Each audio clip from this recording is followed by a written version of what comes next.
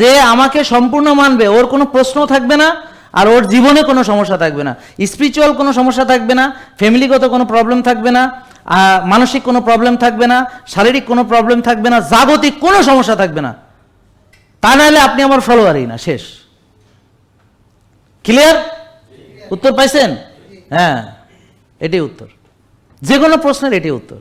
তার মানে আপনি প্রশ্ন করছেন, মানে আপনার জীবনে অনেক ঝামেলা আছে, খাওয়ায় ঝামেলা আছে, চলাফেরায় ঝামেলা আছে, চিন্তায় ঝামেলা আছে, ঘুমে ঝামেলা আছে, বুঝতে পারছেন? পৃথিবীতে কেন আল্লাহ পাঠাইছে এটা বোঝার মধ্যে ঝামেলা আছে, হ্যাঁ, কেন আসছেন, কোথায় যাইবেন এটা বোঝার মধ্যে ঝামেলা আছে, মানে আপনার ভিতরে ঝামেলা আছে, কথা বলতে হবে। হ্যাঁ, কি সমস্যা আছে? না, কোনো সমস্যা নাই। মানসিক না, শারীরিক কোনো সমস্যা, স্পিরিচুয়াল কোনো সমস্যা, ফ্যামিলি কোনো সমস্যা, কোথাও কোনো সমস্যা আছে? জি না। নাই। কোনো প্রশ্ন আছে? জি না স্যার। বসো, শেষ।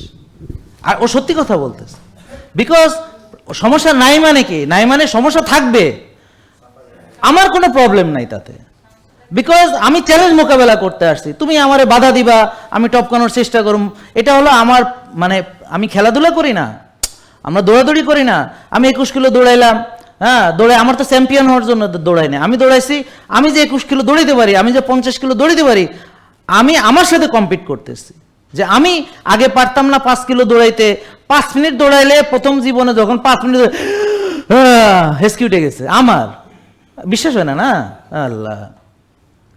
আর এখন 50 কিলো দৌড়াতে পারি, তো এখন আর দৌড়ানো ছেড়ে দিছি, এত দৌড়াই না, কারণ এই দৌড়ানোর মধ্যে যে মজা, খেলতে বেশি মজা লাগে, এই জন্য ব্যাডমিন্টন খেলি, কারণ এখানে একটা মানে মজা আছে, হ্যাঁ, বুঝতে পারছেন? আনন্দ ফুর্তির ব্যাপার আছে, মজা আছে, খেলাধুলা হচ্ছে মজা। তো এমন খেলা খেলতে হবে যেখানে শরীর, মেধা, মন, দেহ, আত্মা সব একত্রিত হবে। যেমন একটা ব্যাডমিন্টন খেলতে গেলে, যেমন আজকে একটা বল মারলাম, মারার পরে আমার বিপক্ষ দলটা হাততালি দিতেছে, কারণ বলটা একবারে নেট গেছে, নেটে বাড়ি খেয়া এমনভাবে গেছে যে ওরাও জানে যে এটা ফিরানোর ওদের কোনো রাস্তা নেই। তো আমার কথা বুঝেন নাই? হ্যাঁ, বুঝছেন ঘটনা? তার মানে পৃথিবীতে এসেছেন, বাধা বিঘ্ন অতিক্রম না করে বড় হওয়া যাবে না। আমরা এটা শুনেছি না ছোটবেলায়? বাধা বিঘ্ন না পেরিয়ে বড় হয়েছে কে কবে, মনে আছে? হারজিত, হ্যাঁ, শোনেন না? চিরদিন থাকবে ছুটির ঘন্টা।